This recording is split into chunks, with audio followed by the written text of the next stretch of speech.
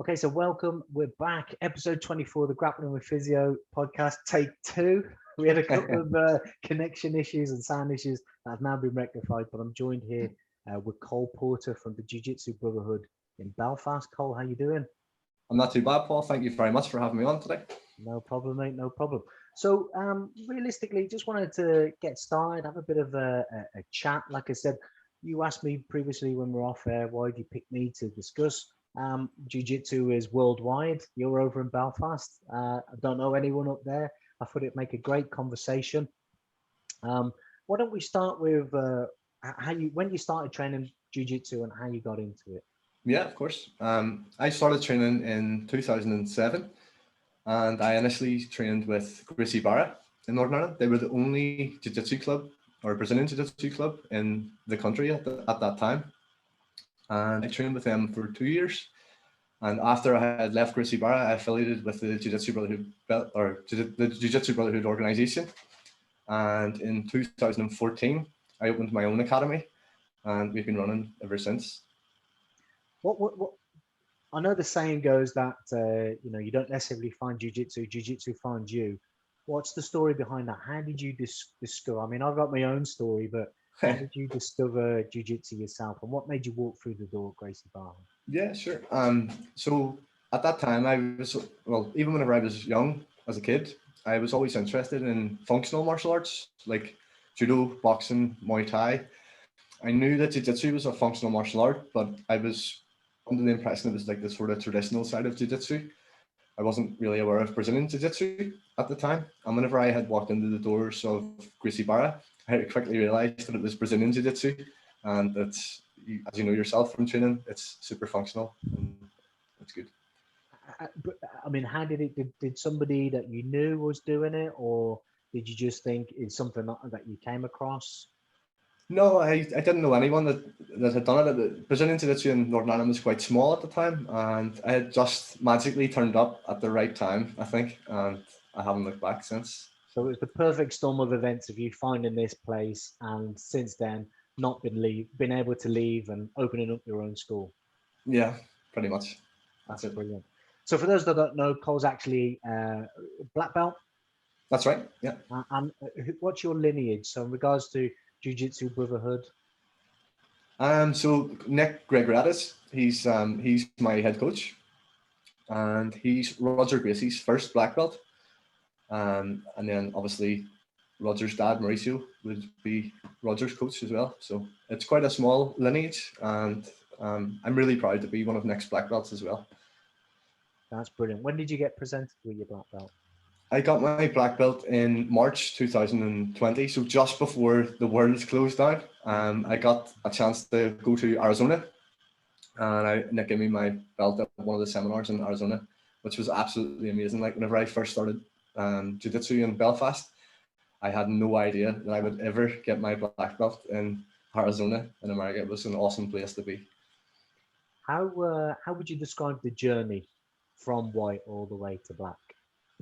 At the start, I had it pretty tough at the start. So, like most people, I find it really hard, and I kept persisting and I kept that consistency of it going until I had left Gracie Barra, and I had kind of trained. I kind of fell out of it for a bit, and I had trained just when I could on and off. I didn't really have a set academy to train at, and I would have rolled with anyone. I remember there was a gym in Belfast called Queen's, and they ran judo classes, and I would randomly turn up to some of the judo classes sometimes and try and grapple with the students.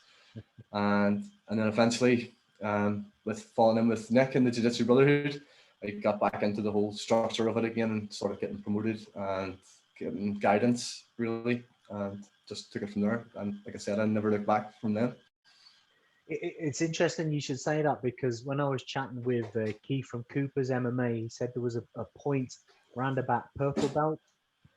Yeah, like I like at all my belt level, it's like I think I heard Nick saying this one time, and I could relate to it as well. I think anybody that's been training for a length of time, it's like a relationship, like any other relationship, and sometimes you have good times in the relationship, and sometimes you have bad times in the relationship, and I've had that too. And I think most people that have, if they've been training for a long time, So there has been times where I've fallen and out of love with it as well.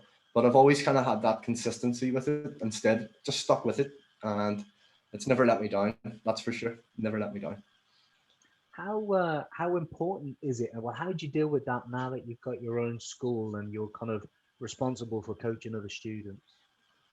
Yeah, so my role now, now that I have my black belt now, I've kind of turned myself backwards. So rather, like, I'm still trying to learn myself. Like, you never will be able to master jiu-jitsu in the sense. But so the important part for me is to look after my students now. So I'm trying to, like, help them on their journey and try and make it as easy as possible for them. And so when the hurdles come along, I kind of have the experience and so I can guide them pretty well and just keep everything moving forward for people.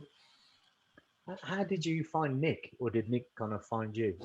No, I find Nick. Whenever Nick had first started the Jui Jitsu Brotherhood-Belfast, like, his philosophies on jiu-jitsu and his whole ethos about the brotherhood, it really struck with me, and I felt quite I could relate to everything that he said, and I thought he's someone that I would like to reach out to and get involved with. Have you been on any trips and done any ayahuasca with him lately? Definitely not. No. When he goes into that and you hear him talking about it, it's a little bit like, Yeah. it's pretty deep, isn't it? So initially back then in 2000 when you started, there was only Gracie Barra Belfast. There was only that one academy, and since then it's kind of expanded. Yeah, Brazilian Jiu-Jitsu in Northern Ireland has got really, really popular right now. There's lots of cool academies in Belfast even, and all around the country you've got different gyms, and there is some really talented grapplers here in Northern Ireland. It's getting more popular every year, and it's nice to see the sport actually getting some recognition here in our wee country, and it's growing and expanding, which is really cool. How important is it for you to compete, Cole? Because I find it this is a question I get asked by my students sometimes, and it's a tricky one because you're either a competitor or a coach. It can be hard. It's hard to be both. So at the minute, we have a competition class running on a Sunday at the minute. My brother's kind of heading that at the moment, and it can be tough. Like, I'm coaching through the week, and then I have to switch from being a coach to try and get into that competitive mindset. I try and compete at every belt level. So the only belt level I haven't competed at yet is black, and I intend to compete hopefully at the end of this year at black belt. Oh, cool, brilliant. Is that at home, or are you going to be coming over to England at all? Or? I'm trying my best to maybe make it to the British Open or the London Open.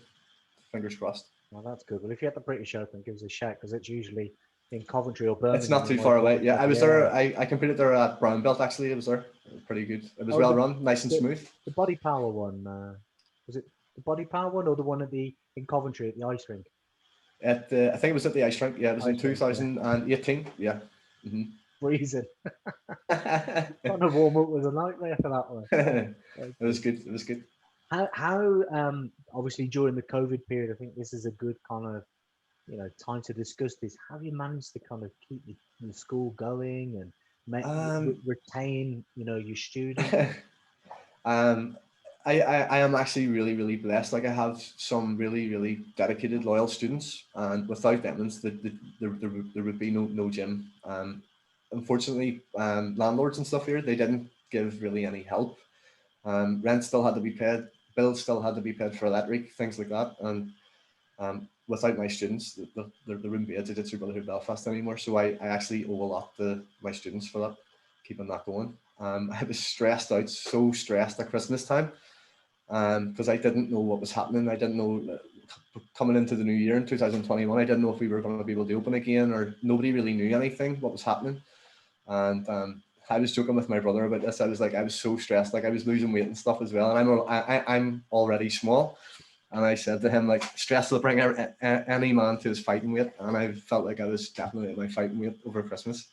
So stressful. How'd you get past it? My team kept me going. They kept me inspired to make sure that the mats were still there for whenever they came back. And everyone, like, I had a good sort of network for staying in communication with everyone. So there was still chat with everybody, which was cool. And wasn't too long. Actually, April time we were able to open in April, so not too long after sort of the new year, when everything got settled a wee bit, then we were able to get back into mats. So I just tried to stay focused as best as I could. What's the current kind of training regime at the moment? Is it bubbles and Um, proteins, or how are you at the doing it? start, we weren't too sure what way to work it, and at the start, it took off pretty slow. To be fair, people weren't too sure whether to come down or not, but now everyone's back into the swing of things. Brilliant. Obviously, we're still being sensible. We use hand sanitizers, things like that. The mats are always clean anyway. You know yourself from tuning jiu-jitsu, the mats have to be clean. Um, yeah, we're pretty much back to normal, I would say. Yeah, so just a hyper vigilant level of kind of gym Yeah, hygiene and gym hygiene, but you know yourself, any Brazilian jiu-jitsu gym, like everyone has that hygiene there, so yeah, that's good. yeah. Oh, that's good, mate. That's good. Um, Yeah. what what kind of when you're doing your class, do you segregate different belts, or what's the kind of approach? It's been hard to find, like, let's say Gracie Barra, for example, they do have a Yeah. criteria and they do have a curriculum. Is that something the Brotherhood Jiu-Jitsu, the Brotherhood, is that Yeah. something the Jiu-Jitsu Brotherhood applies, is it, or? So for myself, I have my own program. I have a fundamentals program, and I taught that for years, and I've just added to it and tweaked it myself over the years.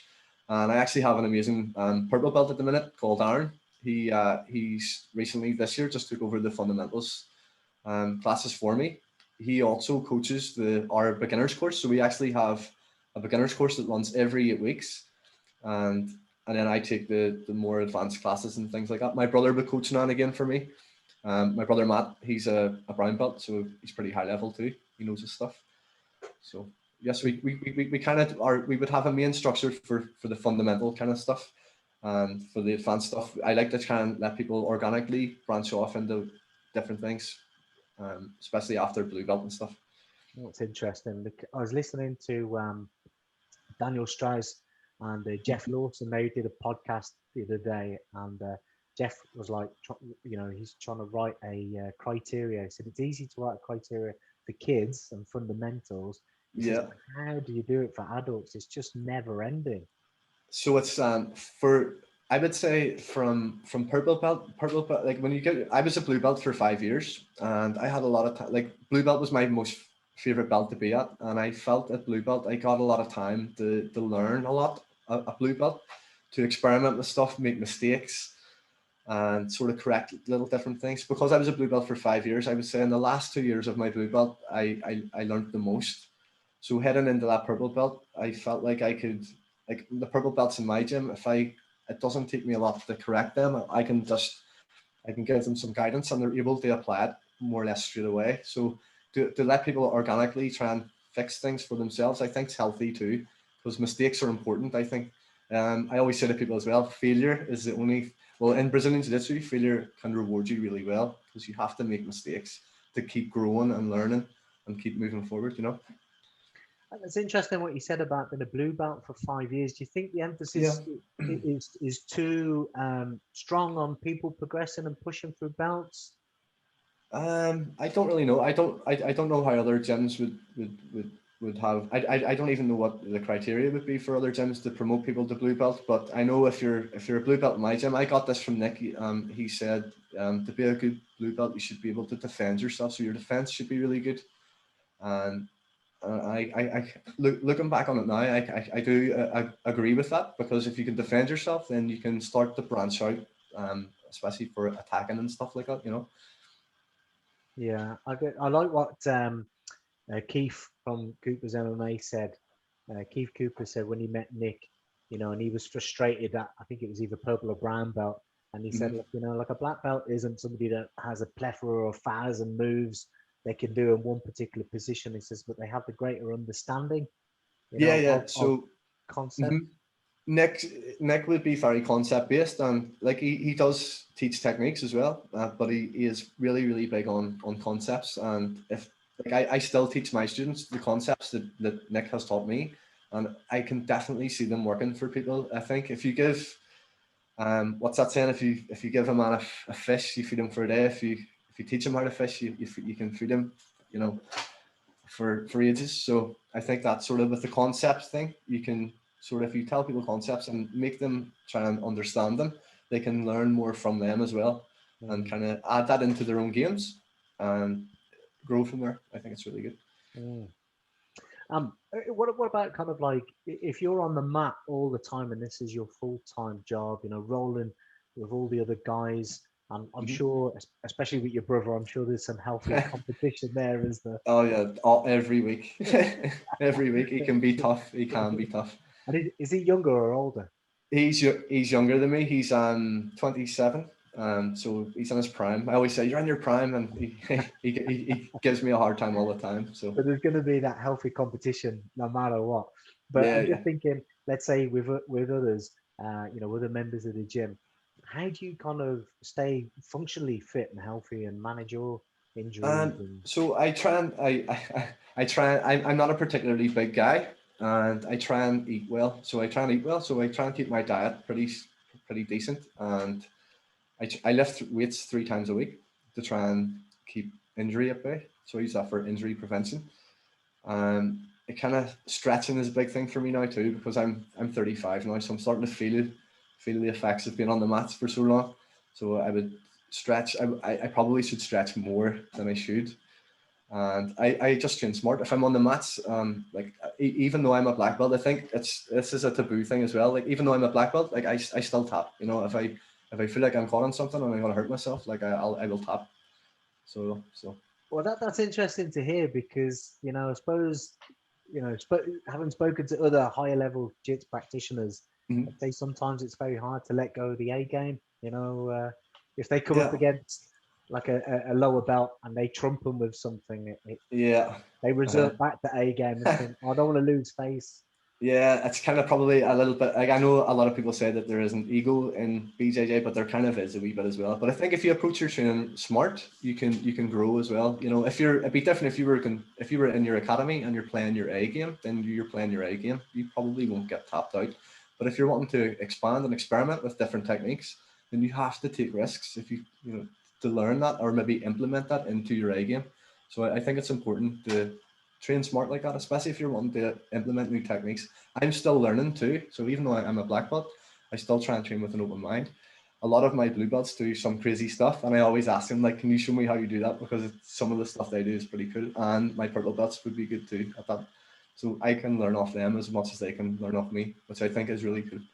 That's good. That's interesting. You know, that kind of like 5 years as a blue belt, was that, did you get your blue belt at Gracie Barra and then leave, or did you? No, I was a white belt whenever I trained with Chrissy Barra, and then I left them, and then when I got affiliated with the Jiu Jitsu Brotherhood and Nick, then I got all my belts through the Jiu Jitsu Brotherhood, Right. So and then into that 5 years as a blue belt, was that kind of like, would you say that that was most challenging time, or? no, it was probably the most enjoyable because I felt like I had no pressure on me then, and I got a lot of time to study jiu-jitsu. That's probably when I took jiu-jitsu serious, whenever I was sort of, I would say probably 12 months into my blue belt, started taking it serious and I started to study most of the techniques. And whenever at that time, like most people got smartphones, I teach my students this sometimes and they laugh because I always teach them and I always try and explain something so they understand it. So whenever I explained to my students, I said whenever I was a blue belt, I wanted to make my closed guard game my home screen. So if everyone has a smartphone and I make closed guard my home screen, and whenever I flick off the home screen, that's whenever I go to my different positions. And in all them different home screens, I have all my apps, they're all my submissions. But my home screen is my closed guard. And I still, to this day at black belt, I still have closed guard as my home screen. That's very interesting.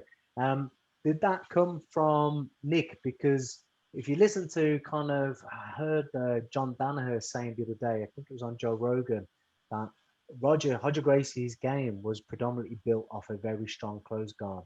So do you think that that's filtered down from Nick to yourself, or? Yeah, I think yes, without a doubt, probably it's the things I've been taught as well. And for someone with like Roger would be quite big. I'm small, so close guard definitely is good for me. You said that quite a few times now. I'm worried. Like, how tall are you, Cole? Like, No, I'm small in terms of my weight, you know, right. but close guard definitely helps me. So whenever I'm sparring on the mats or anything, I try and use my bones more than I use my muscles. So it doesn't matter about weight. If I use my bones, I can create good frames, have good structure, and it makes it harder for people that are bigger than me to try and do whatever they like. If I'm defending, I can use strong frames. If I'm attacking as well, I can also put if I put my bones in a certain place, I'm guaranteed to come out on top. Mm, mm. Have there been any kind of like super kind of turning points? Like Jeff Thompson calls it the happy accident. Where you're doing something it's the same thing over and over and over, and you're kind of going through the motions. Like just learning Yeah. this thing and going, yeah. No, I understand it. But you don't really understand it. I had a happy accident the other day. Well, I'll give you an example. So I'm going off on a tangent here, but if I explain it a little bit more, you'll be able to answer it. So I had a happy accident the other day where we learned from Spider Guard just getting the left foot in a good lapel position. Mm-hmm. Whereas before I wasn't getting the foot underneath the armpit enough, and I wasn't lifting my leg to put them off balance.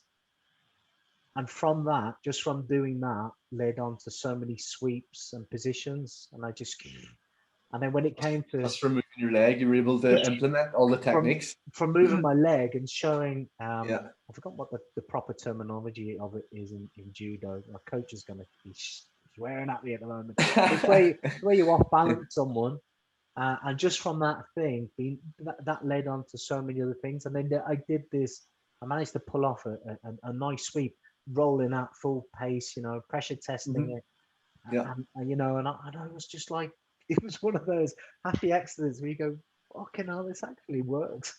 Yeah. Especially, just whenever something, I call that, if something clicks, it just clicks, and and then all of a sudden, because it clicks, then you understand it and you never forget it. Yeah.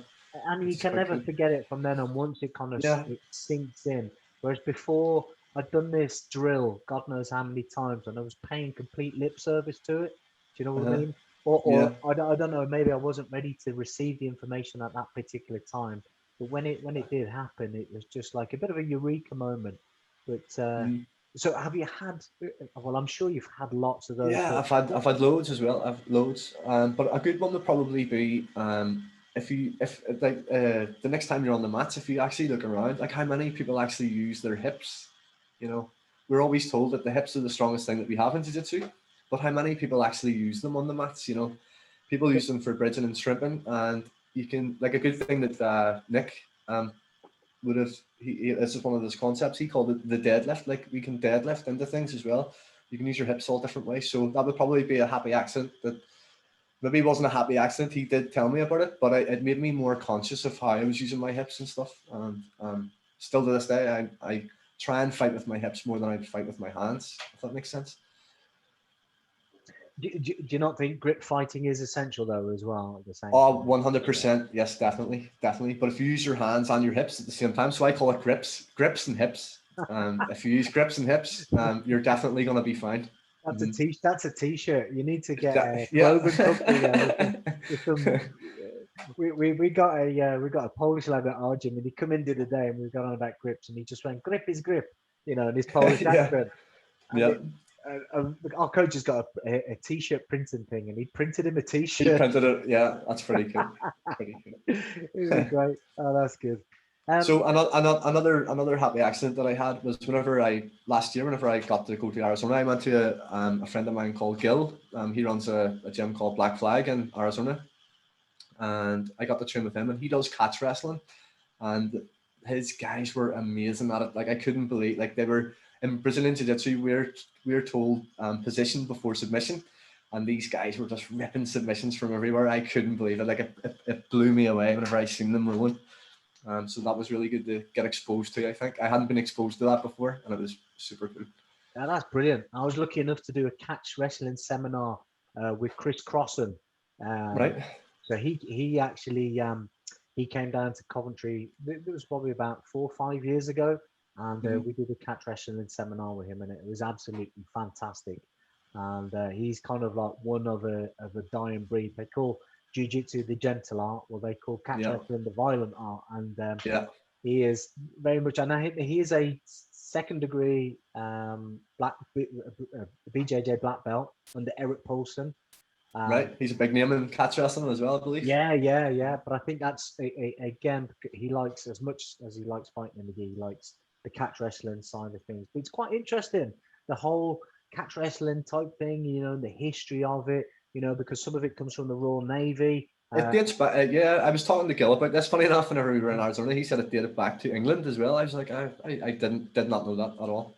Yeah. There was like a whole culture of wrestlers up in the northwest, up in Lincolnshire, where they're big into it, and that's where obviously the Snake Pit is. Yeah. But yeah, there was a lot of kind of like wrestlers, and I think these catch wrestlers initially they used to go around with the fairs. Whenever the fair would land in the town, Yeah. they used to actually have catch wrestlers do a fight, but the fights would go on for so long because the catch wrestlers would be so good because none of them would submit. People were getting bored, so that's where they changed the catch wrestling to kind of like a pro wrestling format. That's where the terminology kayfabe came in. Where they would have a villain and they would have a baby face. Right, okay. So they would have a predictive winner, and they would have, a lot of the times it would be the heel because everyone hates the heel and they want to come and see him lose. Uh-huh. And that's kind of how catch developed into kind of its Like root in pro wrestling, especially Yeah. with the likes of Carl Gotch and oh god, I'm gonna forget the other guy's name, but he basically trained a load of WWE fighters like the British Bulldog and the Hitman and We're going way back now to the 90s now, aren't we? oh, even before Even then. before that, yeah. Yeah. But there's a massive history, on it. It was very, very interesting. But they say like, Yeah. like the way there was a big influx with leg locks. The way that came back in with team, the Danaher Death Squad. They came. Yeah, they're back pretty in good with at it that. too. But Mm-hmm. catch wrestlers have been snapping heel locks for God knows how long. So I don't know. Well, one question I wanted to ask you, I just had a little moment there. I was like, oh yeah, I must ask him this. Do you still kind of teach self-defense BJJ or jiu-jitsu as well as the sport of jiu-jitsu? That's an interesting question because my coach Nick, he has his own stance on self-defense. He thinks if a decent grappler should be able to defend himself, as long as you're a decent grappler. And my stance on self-defense, I don't really teach it that much. I would maybe I usually do it at Christmas time. So in December, I would usually dedicate 1 week or 2 weeks of like just simple self-defense moves, but I don't do it too often. My view on self-defense would be run away. If you get into an altercation, run away. And if you're going to try and use Brazilian Jiu-Jitsu, I think if most people now in society, if anything bad was to happen, hopefully it doesn't to anybody, but it probably would be more than one person there. And if you were going to try and grapple with 4 or 5 people, that is a bad idea. And I think if it was in a one-on-one scenario, if someone was unarmed, then Brazilian Jiu-Jitsu would be amazing for self-defense. But for self-defense, lesson for anybody should be to run or don't get involved in situations like that. If you're out running about looking for fights, you need to maybe take a look at your life as well. Yeah. Well, usually the last people involved in these scuffles or fights aren't the people in the gyms on a regular basis on the mats. Yeah, I think because in Brazilian Jiu-Jitsu academies, you have a controlled environment where people can come down and kind of release that tension. I think it takes that away for people, so they can get that stress relief that they need.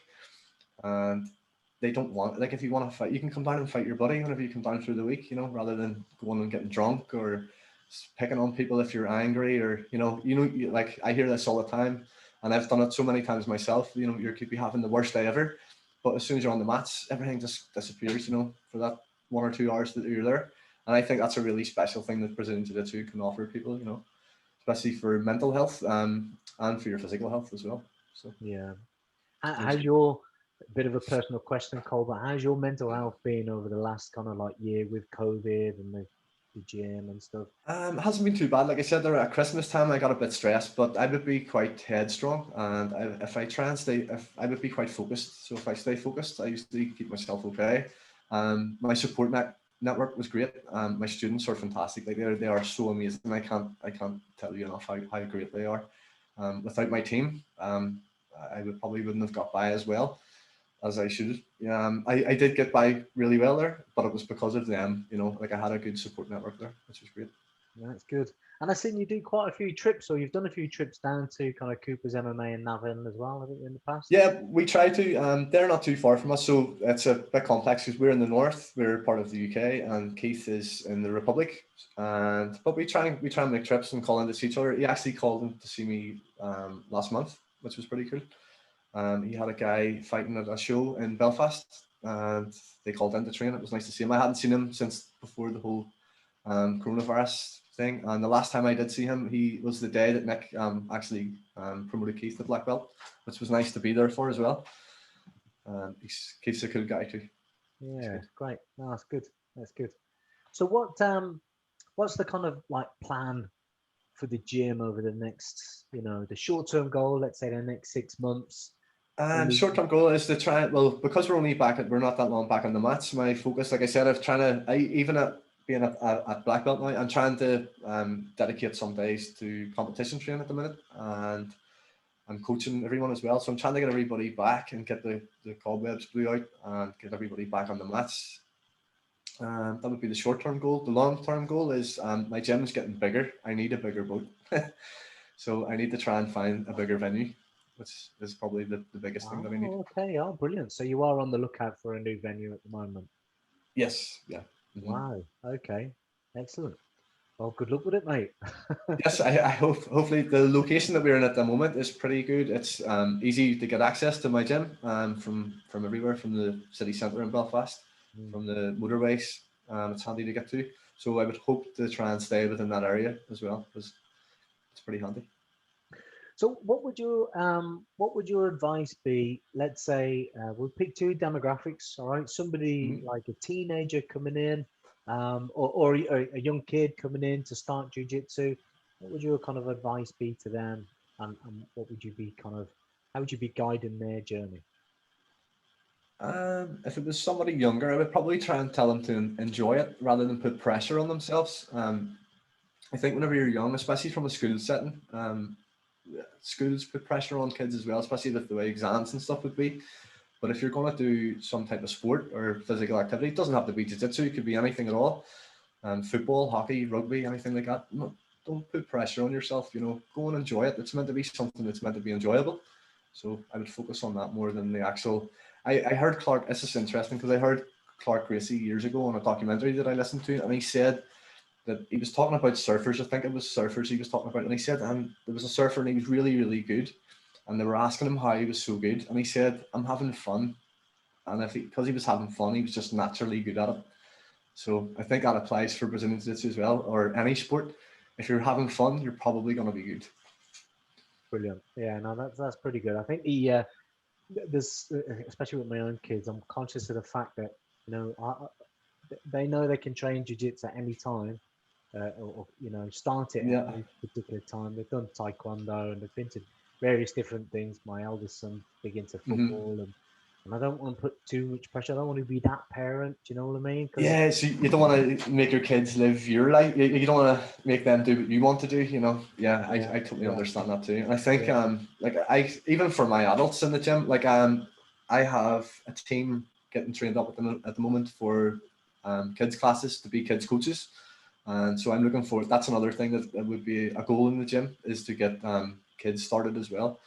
And I think it'd be nice to see a younger generation come through, because our sport in Northern Ireland is quite young still, and it'd be nice to have that future generation starting to train for it and to keep it alive, basically, which is good. And in my gym, even for the adults, I try and create an environment that's fun and everyone can actually learn. So I would like to implement that for the kids as well, whenever that actually does get going.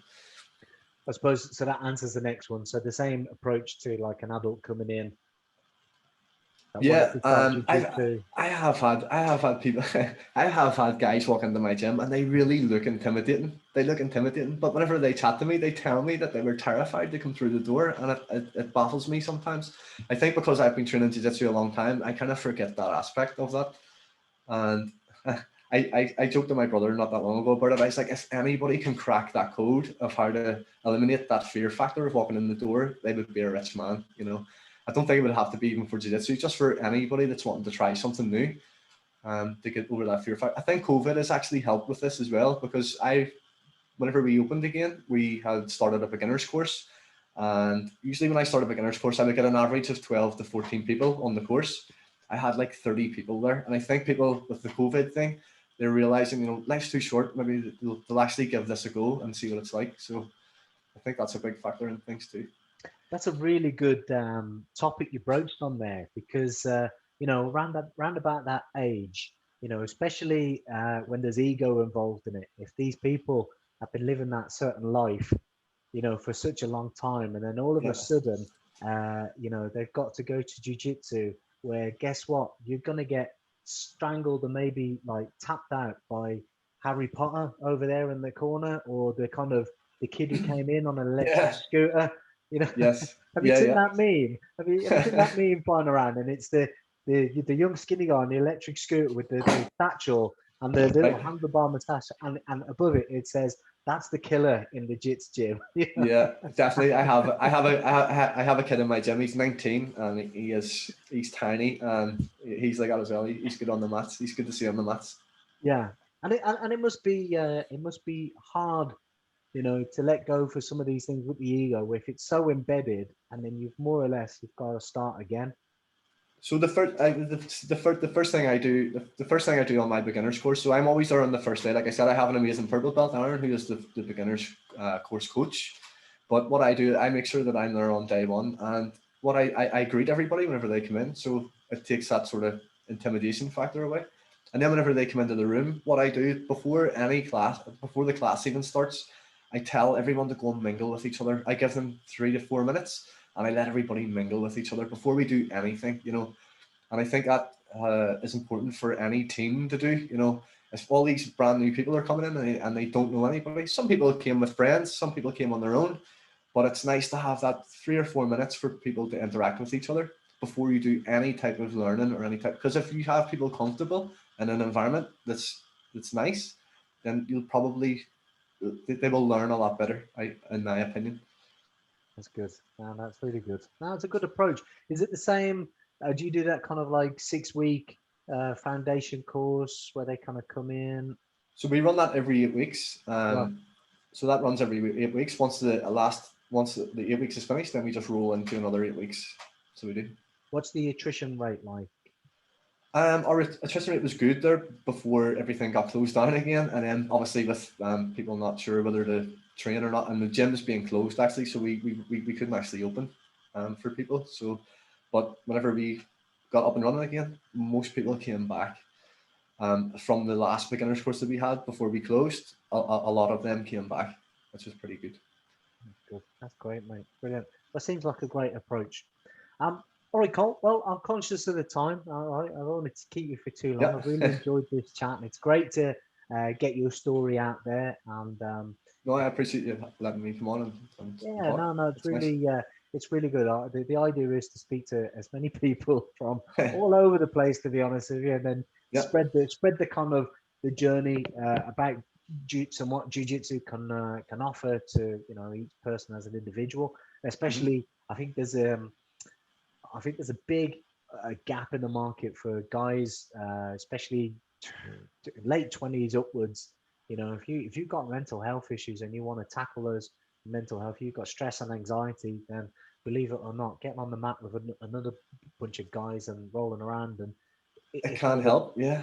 It can help. I it's think one a of the, lot of I think a lot of young men don't want to talk either, you know, and especially down in my gym, I have, like I said to you, I try and create an atmosphere and an environment in the gym where it's healthy, and people can talk. You know, I think like I've had guys coming down and they're maybe having bad days at work, or you know, the car maybe broke down the day before and they're struggling to get to work even, or even get to the gym to train. But you know, if they come in and they chat about it, you know, they people do leave with a spring in their step, you know. So I think that's talking is good. important too. Sorry, say that again. You I think? think talking is important too. If you come down and you're able to interact and socialize with people as well, you can get things off your chest. And it's something that I tried to create whenever I opened my academy in 2014. So I wanted to try and create an environment like that where everybody was sort of equal. And if you needed to vent or anything, you could vent, and everybody can help each other. You know. Yeah, it's very good. I always find before training, everybody's kind of coming in a little bit skulky, getting their kit on, because they Mhm. know it's going to be tough, and everyone's Yeah. not that verbal. All right, how you doing? Put a bit of tape on their fingers, etc. And then we get into the class, and at the end of it, when we were literally crawling off the mats. Once we get past that initial thing, everybody's like, Yeah, the social aspect's really good. And yeah, yeah, it happens in my gym all the time, all the time. because all the barriers, all those, those subconscious barriers that we put up throughout the day, our protection barriers, they're gone when you're exhausted Yeah. and you've let go of all that angst and that tension, through jiu-jitsu. You Yeah. just you're like that. Oh God, just put my head in today, and oh yeah, yeah, I know what you mean, and it's a great tribe to be in, and I couldn't recommend it enough. And I'm grateful, I'm grateful for your time today. And the idea is, when I speak to everyone, I do essentially want to come and visit you and follow up this podcast with a visit over. Yeah, But 100%. Our door's always open for you, Paul. You're more than yeah, welcome. We cheers, actually mate. we get visitors all the time, which is really nice in my gym too. We get people from all over the globe, actually, America, Europe, Canada. We have a guy from Canada at the minute training with us. He's the tallest guy I've ever seen. He's 6'10". His guard is a nightmare to pass. So, yes. Just pulling your So limbs out with spider guard. yeah, he's super cool. He's a purple belt as well, so he knows what he's doing, and he's tough. He is tough. That's cool. Well, if I could come over when that young 19-year-old blue belt is in there, that'd be fantastic. Make sure it's when he's on holiday or something. That's great. Okay, Cole. Listen, thanks for your time, mate, and Thank you very and much, Paul. all the best. That's great, mate. Thank you.